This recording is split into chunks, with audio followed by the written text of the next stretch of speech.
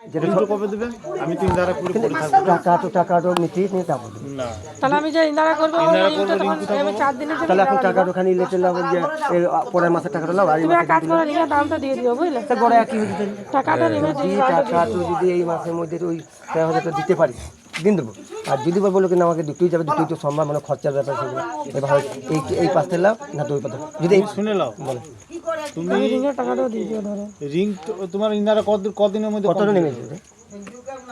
4 দিন ধরো। 4 দিন। তাহলে তুমি রিংয়ের টাকাটা আগে দাও। রিঙের টাকাটা বলতে আর নাই রিং দাও, যেদিকে আসবে দুটোর মধ্যে একটা। তাহলে আমাকে আমি তো বলছি যেদিকে আমাকে একদিকে লাও। 4 দিনের মধ্যে কিন্তু চাই। 4 দিনে হয়? 4 দিনে ইন্দারা কমপ্লিট করব। চাপে পড়ে গেছি 4 দিনে হবে। তুমি বুঝো কোথা রিং পাবে? তুমি টাকা নিয়ে নিয়েছো রিঙ্গার আরস হবে। হ্যাঁ গো, তুমি রিং করবে বলে প্রথমেই তোমাকে 5,000 টাকা দেওয়া হয়েছে, তুমি রিং তৈরি করবে। আমি ওসব গল্প শুনবো না। ঘটনা খুলে আমি বলো। ওসব গল্প শুনবো না। আমি কেন বলতে যাব? তোমার দোষে তো তোমার টাকা গেলছে।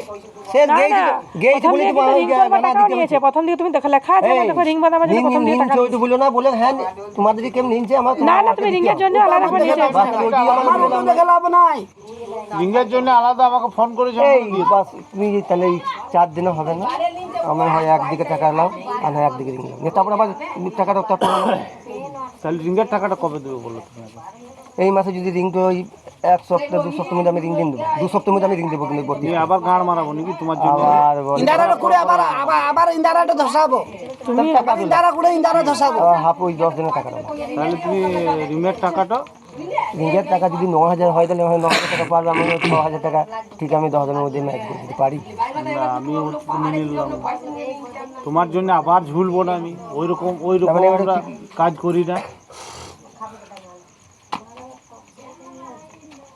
5 দিনের মধ্যে এই 1 সপ্তাহের মধ্যে ওই রিং 32টা মানে তুমি ইন্দারা তখন লেগো না।